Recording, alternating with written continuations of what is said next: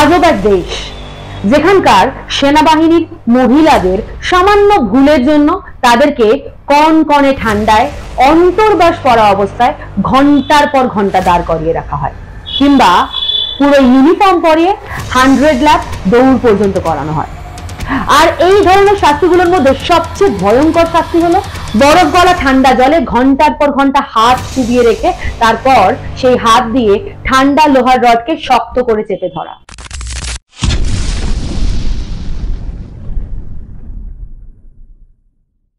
North Korea আজও এই দেশ সারা বিশ্বের কাছে এক রহস্যময় দেশই রয়ে গেছে। এই দেশের ব্রুটাল কালচার এবং অটোক্রেটিক শাসনের জন্য এই দেশ ছেড়ে হাজার হাজার মানুষ পালিয়ে চলে এসেছেন। তার কারণ তারা বিভিন্ন সময় অনেক কঠিন অভিজ্ঞতার সম্মুখীন হয়েছিলেন। উত্তর কোরিয়ার সেনাবাহিনীর মহিলাদের অবস্থা কিন্তু এই দেশের জনসাধারণের থেকেও অনেক খারাপ।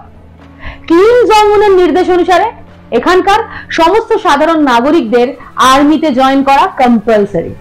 এই নির্দেশ থেকে শুধুমাত্র তারাই ছাড় পাবেন যারা কিনা অনেক বেশি মেরিটোরিয়াস স্টুডেন্ট কিংবা যাদের জন্ম কোনো বড় লিডারদের ঘরে হয়েছে। 2015 সাল থেকে এই নিয়ম বাধ্যতামূলক করা হয়েছিল। 2021 সালে সেনাবাহিনীতে মহিলাদের কাজ করার সময়সীমা 7 বছর থেকে কমিয়ে 5 বছর করা হলো। তার কারণ এই দেশের হাই চাইল্ড মর্টালিটি রেটস এবং লো বার্থ রেট। কিন্তু 2015 সালের অনেক আগে থেকেই নর্থ কোরিয়ার সাধারণ মহিলারা এই দেশের আর্মিতে স্বেচ্ছায় যোগদান দেওয়া শুরু করেছিলেন। আপনি যদি নর্থ কোরিয়া যান আপনি দেখতে পাবেন যে এই দেশের 18 থেকে 25 বছর বয়সী মহিলাদের প্রায় 40% নর্থ কোরিয়ান আর্মিতেই কর্মরত।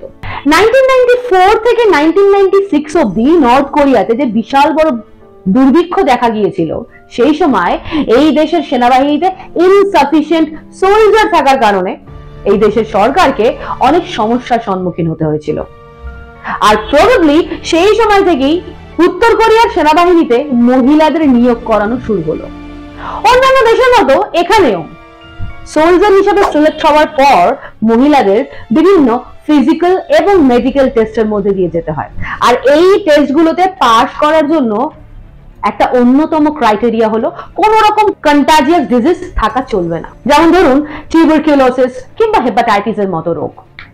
2021 সালে এর সাথে আরো একটা ক্রাইটেরিয়া যোগ করা হয়েছিল, সেটা হলো মহিলাদের সেনাবাহিনীতে যোগ দিতে হলে তাদের উচ্চতা মানে হাইট 1.42 মিটার কিংবা 4.6 ফিট হতে হবে। যদিও এই নিয়মটা স্ট্রিক্টলি ফলো করা হয় না। নর্থ কোরিয়ার সমস্ত সাধারণ মহিলারা এই সেনাবাহিনীতে যোগ দেওয়ার জন্য অত্যন্ত উদ্গ্রীব। তার কারণ কি জানেন? তার কারণ হলো এই সেনাবাহিনীতে যোগ দিলে আপনি সেখানকার মানে কোরিয়ার ওয়ার্কার্স পার্টির মেম্বার হতে পারবেন। হ্যাঁ, নর্থ কোরিয়া জুড়ে কোরিয়ান ওয়ার্কার্স পার্টি হলো একটা স্টেটাস সিম্বল, অর্থাৎ এই পার্টিতে যদি আপনি মেম্বারশিপ পেয়ে যান তাহলে আপনার সাকসেস, আপনার হাই সিকিউরিটি, এমনকি আপনার সুনামও বৃদ্ধি পাবে।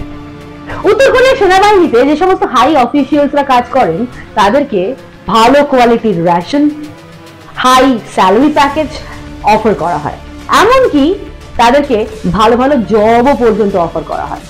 কিন্তু কম্পারেটিভলি আপনি যদি নর্থ কোরিয়ার সাধারণ মানুষদের দিকে তাকান তাহলে আপনি দেখতে পাবেন যে এই সমস্ত হাড় ভাঙা খাটুনি খাটার সাধারণ মানুষজনদের যে সামান্য পরিমাণ এবং বাজে কোয়ালিটির খাবার প্রোভাইড করা হয় তা তাদের জন্য যথেষ্ট নয়। তাদেরকে ডেইলি রেশনে দেওয়া হয় এক বাটি ভাত, একটা বাঁধাকপির স্যুপ এবং 2-4টে সল্টি মূলো। নর্থ কোরিয়ায় যে সমস্ত শীত প্রধান অঞ্চল রয়েছে, মানে যেমন ধরুন পিয়ংজং, এই অঞ্চলের মানুষগুলোর পক্ষে এত কম পরিমাণ এবং লো কোয়ালিটির খাবার খেয়ে বেঁচে থাকা কিন্তু অত্যন্ত দুর্বিষহ। নর্থ কোরিয়ান মিলিটারির পুরুষ এবং মহিলা দুপক্ষই প্রতিদিন মিলিটারি ট্রেনিং নেয় এবং তারপর তাদেরকে বাধ্য করা হয় বিনা মজুরিতে হাড় ভাঙা খাটনি খাটতে, মানে যেমন ধরুন এগ্রিকালচারাল ফিল্ডে কাজ করা কিংবা কোনো কনস্ট্রাকশন সাইটে কাজ করা। পুরুষদের পাশাপাশি মহিলারাও এখানে চাষবাসের জমি পরিষ্কার করে কিংবা মহিলাদের বাধ্য করা হয় ভারী কাঠের বোঝা অথবা ভারী পাথর বহন করতে। কিছু কিছু ক্ষেত্রে সেনাবাহিনীর পুরুষরা মহিলাদের হেল্প করলেও যখনই কোনো বড় কাজের ডাক আসে তার পুরো দায়িত্বটা চাপিয়ে দেওয়া হয় মহিলাদের উপর। কারণ এই দেশের সরকার মনে করেন যে মহিলারা হলো রান্নাঘরের কাজকর্মের জন্য পারফেক্টলি ফিট। আর সেই কারণেই উত্তর কোরিয়ার মহিলারা সেনাবাহিনীতে ট্রেনিং নেওয়ার পাশাপাশি দৈনন্দিন জীবনের ঘর সংসারের প্রত্যেকটা কাজ একা হাতে সামলান। পুরুষ সৈন্যরা যখন অন্যান্য কাজে ব্যস্ত থাকে তখন সেনাবাহিনীর মহিলাদের কাজ হলো কো সোলজারদের জন্য খাবার রান্না করা এবং ঘর দোর পরিষ্কার করা। আর এই সব কাজকর্ম করে ক্লান্ত হয়ে যখন তারা বিশ্রাম নিতে ফিরে যান তখন তাদেরকে থাকতে দেওয়া হয় একটা ছোট্ট খুপড়ি ঘরে। আরো 24 জন মহিলাদের সাথে গাদাগাদি করে তারা ঘুমান। সবাইকেই থাকার জন্য একটা ছোট্ট খাটিয়া আর একটা ছোট্ট ড্রয়ার দেওয়া হয়। আর জানেন তো এই ড্রয়ারের ওপর কিন্তু 3 জন মানুষের ফটো রাখা কম্পালসারি। কিম ইল সাং, কিম জং ইল এবং কিম জং উন, অর্থাৎ কোরিয়ার 3 জন সুপ্রিমোর ফটো আপনাকে এই ড্রয়ারের উপর রাখতেই হবে। ঘর অনেক ছোট হওয়াতে এখানে মহিলাদের পার্সোনাল হাইজিন মেনটেন করা কিন্তু একদম সম্ভব হয় না। এদেরকে শোয়ার জন্য চালের খোসা দিয়ে তৈরি গদি প্রোভাইড করা হয়, যেটা গরমকালে ঘামে একদম ভিজে চপচপে হয়ে যায়। আর যে ঘরে এদের থাকতে দেওয়া হয় সেখানে পর্যাপ্ত ইলেকট্রিক অব্দি পৌঁছায় না, মানে কোরিয়ান সরকার পাঠান না আর কি। এমনকি মেনস্ট্রুয়েশন চলাকালীন সময়ও এরা নিজেদের পরিষ্কার পরিচ্ছন্নতা মেনটেন করতে পারেন না। আপনি শুনলে অবাক হবেন 2015 সালের আগে পর্যন্ত নর্থ কোরিয়ান গভর্নমেন্ট শুধুমাত্র সাধারণ ব্যান্ডেজ দিয়ে টেম্পোরারি স্যানিটারি প্যাড তৈরি করে সেনাবাহিনীর মহিলাদের প্রোভাইড করতেন। আর আপনারা শুনলে অবাক হবেন যে এই সমস্ত মহিলারা যখন সেনাবাহিনীতে কাজ করে তখন তাদের উপর এত পরিমাণ মেন্টাল প্রেসার ক্রিয়েট করা হয় এবং তাদের দিয়ে এতটা বেশি দৈহিক পরিশ্রম করানো হয় যে নির্ধারিত সময়ের আগেই বেশিরভাগ কোরিয়ান সেনাবাহিনীর মহিলাদের মেনস্ট্রুয়েশন বন্ধ হয়ে যায়। এমনকি এদেরকে স্নান করার জন্য যে জলের পাইপ প্রোভাইড করা হয় সেটাও কিন্তু ভীষণ অপরিষ্কার, নোংরা থাকে। ব্যারাকের বাইরের অবস্থা তো আপনি ছেড়েই দিন, এমনকি ব্যারাকের ভিতরে যেখানে মহিলারা স্নান করেন প্রায়শই সেখানে সাপ কিংবা ব্যাঙের হামলা চলে। ব্যারাকের ভিতরে জীবনযাপন করার জন্য মহিলাদের রীতিমতো লড়াই করতে হয়। আর এখানে মহিলাদের কাছে সবচেয়ে বড় চ্যালেঞ্জ হলো তাদের প্রতি হাই অফিসিয়ালস এর বিহেভিয়ার। আমরা সবাই জানি বহু সময় নর্থ কোরিয়ার এই আর্মি থেকে বহু মহিলা পালিয়ে চলে এসেছেন, কারণ তাদের উপর চালানো হয়েছিল অকথ্য অত্যাচার, কখনো ফিজিক্যাল অ্যাবিউজ কিংবা কখনো সেক্সুয়াল অ্যাবিউজ। আর যেই অন্যায়ের বিরুদ্ধে এখনো পর্যন্ত কোনো আইনি ব্যবস্থা নেওয়া হয়নি। স্পেসিফিক্যালি যারা একটু গরিব পরিবারের মহিলা, মানে যাদেরকে কোরিয়ান আর্মির থেকে কনস্ট্রাকশন সাইটে কাজ করতে পাঠানো হয়, তারাই কিন্তু বেশি করে এই যৌন নিগ্রহের শিকার হন।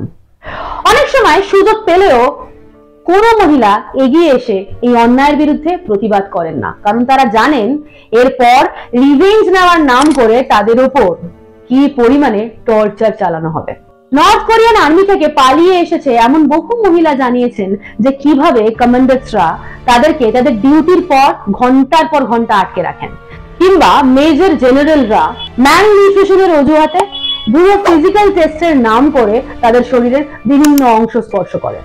আর এর বিরুদ্ধে কিন্তু মুখ খোলা নিষেধ, কারণ আপনি যদি মুখ খোলেন তাহলে হাই জেনারেলস এর রেপুটেশন নষ্ট হয়ে যাবে। আর রেপুটেশন নষ্ট হয়ে গেলে মহিলাদেরকে ওয়ার্কার্স পার্টির সদস্য পদ থেকে বাতিল করে দেওয়া হবে। আর এই ভয়ের কারণেই দিনের পর দিন কোরিয়ান সেনাবাহিনীর মহিলারা অপমানিত হচ্ছে এবং অত্যাচারিত হচ্ছে। সেক্সুয়াল অ্যাবিউজের জন্য যদি আনফরচুনেটলি কোনো মহিলা প্রেগনেন্ট হয়ে যান তাহলে তার সম্পূর্ণ দোষ কিন্তু সেই মহিলাটির উপরেই চাপিয়ে দেওয়া হয়, আর তারপর যত তাড়াতাড়ি সম্ভব সেই মহিলাটির অ্যাবর্শন করানো হয়। এর জন্য যদি কোনো মেয়ের লাইফ রিস্ক হয়ে থাকে তাহলেও কিন্তু তিনি অ্যাবর্শন করাতে বাধ্য। কোনোভাবে যদি এই প্রেগন্যান্সির খবর আশেপাশে চাউর হয়ে যায় তাহলে কোরিয়ান আর্মি নিজের থেকেই দায়িত্ব নিয়ে জোর করে অ্যাবর্ট করিয়ে দেন। এমনকি অ্যাবর্শন করানোর সময়, মানে বেশিরভাগ সময় উইদাউট অ্যানাস্থেসিয়া সেটা করা হয়, যেই কারণে এই প্রসেসটা হয়ে ওঠে অনেক পেইনফুল। আর মহিলারা এরপর শারীরিক এবং মানসিকভাবে অনেকটাই ভেঙে পড়েন। জেনিফার কিম কোরিয়ান সেনাবাহিনীতে একসময় কাজ করতেন। তিনি জানিয়েছেন যে এখানে মহিলাদের ওপর ব্রুটালি অত্যাচার চালানো হয়। যেমন ধরুন, কোনো মহিলা যদি সামান্য কাজে ভুল করে তাহলে শাস্তি হিসাবে তাকে অন্তর্বাস করা অবস্থায় কনকনে ঠান্ডার মধ্যে ঘন্টার পর ঘন্টা দাঁড় করিয়ে রাখা হয়। এমনকি পুরো ইউনিফর্ম পরিয়ে 100 ল্যাপ দৌড় পর্যন্ত করানো হয়। আর এই সব শাস্তিগুলোর মধ্যে সবচেয়ে ভয়ঙ্কর শাস্তি কি জানেন? সেটা হলো কনকনে ঠান্ডা বরফ গলা জলে ঘন্টার পর ঘন্টা হাত ডুবিয়ে রেখে তারপর সেই হাত দিয়ে লোহার রডকে শক্ত করে চেপে ধরা, যার ফলে হাত লোহার রডের সাথে জমে যায় এবং ছাড়ানোর সময় হাতের চামড়া শুদ্ধ ছিঁড়ে আসে। এত মানসিক এবং শারীরিক টর্চার সত্ত্বেও কোরিয়ার বেশিরভাগ মহিলাই কোরিয়ান আর্মিতে যোগ দেওয়াকে একটা ভালো অল্টারনেটিভ বলে মনে করেন। তার কারণ কি জানেন? তার কারণ হলো কিম জং উনের প্লেজার স্কোয়াড। এই প্লেজার স্কোয়াডের মহিলাদের প্রধান কাজ হলো সুপ্রিম লিডারদের সেক্সুয়ালি স্যাটিসফাই করা। কিম জং উনের দাদু কিম ইল সাং এই প্লেজার স্কোয়াড তৈরি করেছিলেন, কিন্তু 2011 সালে তার মৃত্যুর পর এই প্লেজার স্কোয়াড বন্ধ হয়ে যায়। প্লেজার স্কোয়াডের আরো দুটো ভাগ আছে এবং 3টে ভাগ মিলিয়ে এই স্কোয়াড গুলোতে মোট 2000 মহিলা রয়েছে।